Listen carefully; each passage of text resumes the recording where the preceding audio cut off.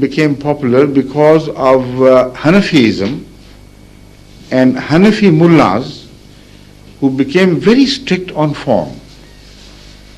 So there were Sufis who loved God, who really went for the spirit of religion. They drew some followings from underneath the mullahs to themselves and said, look here, what is needed is love of God, love of humanity. If you do not have this, then all your exercises are vain, meaningless. So leave the mullahs and come to me. Like Maulana Rome, for instance, a great Sufi. But never did he abandon saying prayers. This is the point which I'm coming to. So in the beginning, Sufism was absolutely right. But when the followers of Sufism began to saw with squinted eyes, began to see with squinted eyes and saw two images instead of one, it was there that the damage was done, and from then on there was no coming back to the truth. Right? Thank you.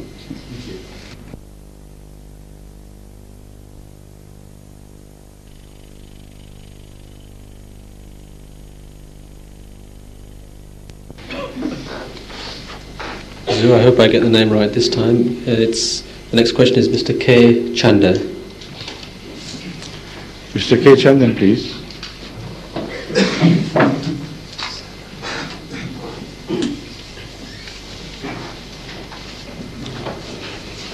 Assalamu alaikum. I come from Leamington Spa. From? Leamington Spa. Leamington Spa, right. Mr. Ghafoor, Mr. Ghafoor he was my close friend. And the question which I have already prepared was asked by my sister, Mrs. Is that right? Bober. Yes.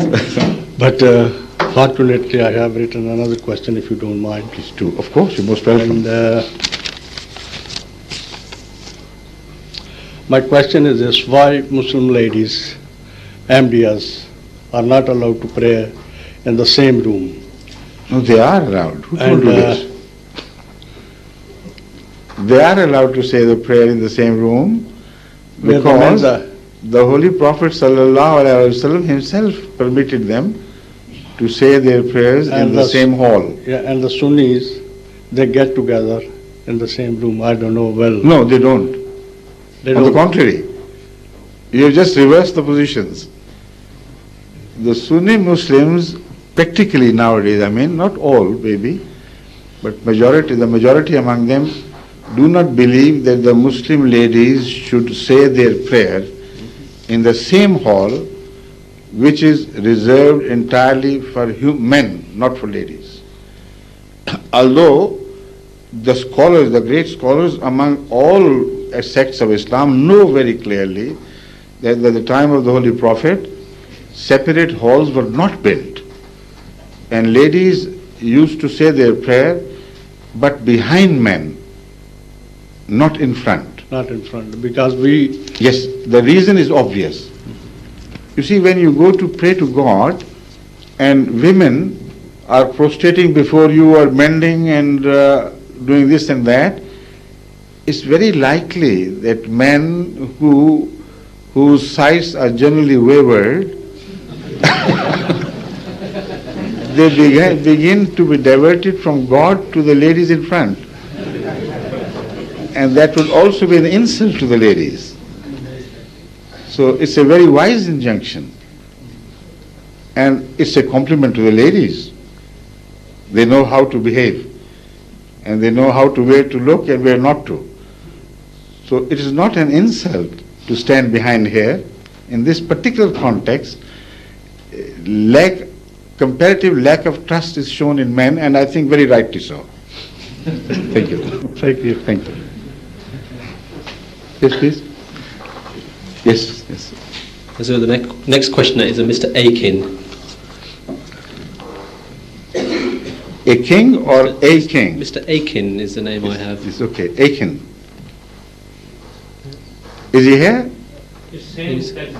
Oh, sorry. Acha. In that case... Prior to his being Jariullah, he was A King. Oh, I see. Is that right? Okay. Yes, sir. I've got two names down. There are three questioners left. The next questioner is Mr. Neville Stack. Yes, please.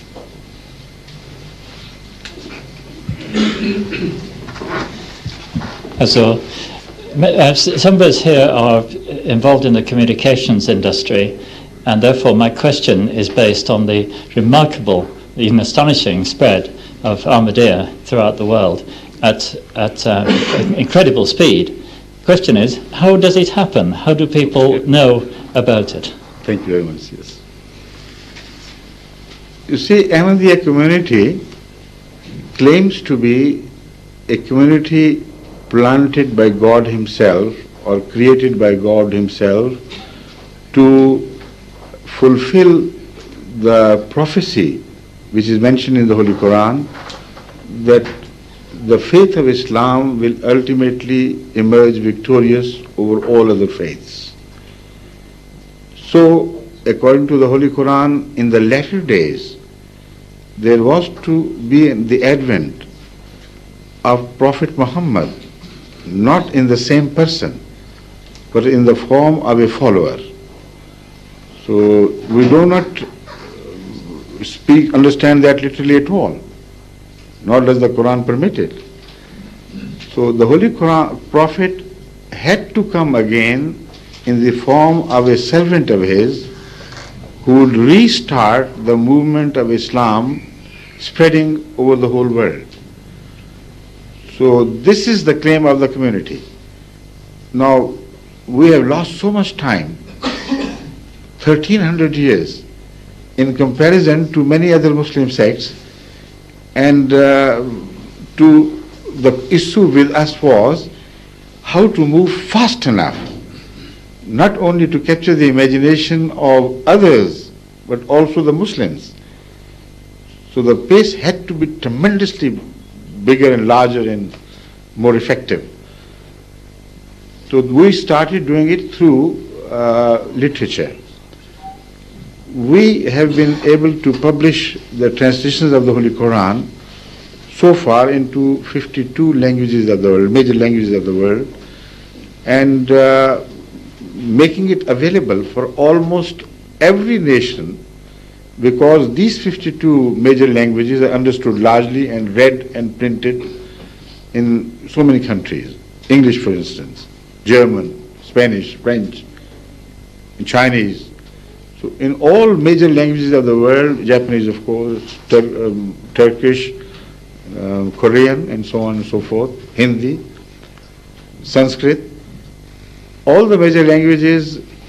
Now we can but we can take genuine pride in the fact that we have been able to serve the cause of Islam and the cause of humanity by making the Quran available to almost all the world.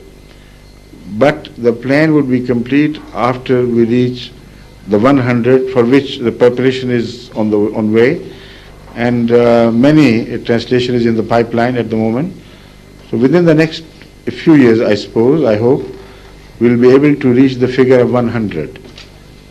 Although Christianity can claim much larger number of languages in which Bible has been translated, but I have gone into detail and pursued those languages right to the country and the areas where they're spoken.